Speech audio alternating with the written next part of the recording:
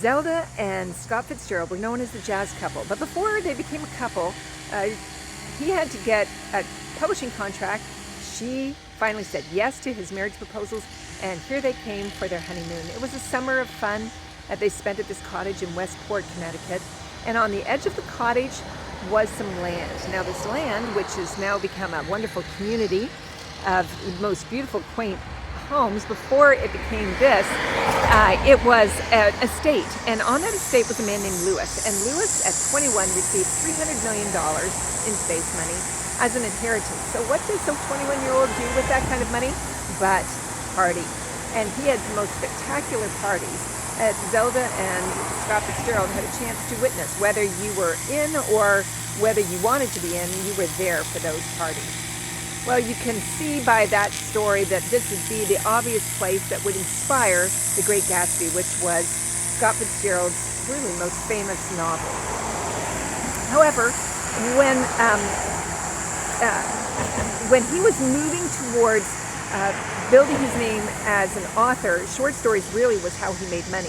Eventually, he moved into the novels, and he toured about Europe, and he and Zelda lived the party life until reality set in. A child was born, and they no longer communicating quite the way they were before.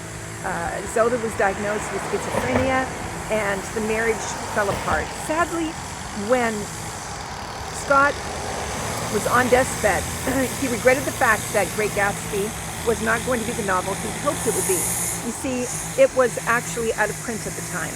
And the last check that he received for books sold was evidence that the only one buying his book was him, that it was such a mere pittance. Nobody else was buying the book. So what changed? Well, a few years later, during the Second World War, the American government wanted, and publishers really, wanted to encourage the men who were on the front. So they chose a number of different novels, and they published them in a format so that they could actually fit, at the size that they could fit into the pockets of their uniforms.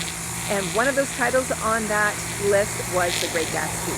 Well, that was the turning point for a book that is now number 3 in the list of the 20 most read novels in high school, American high schools, and over 500,000 copies are sold a year.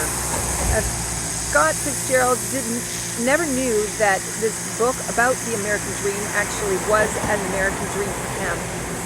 However, that book certainly is now evidence that there is something to what we call the American dream.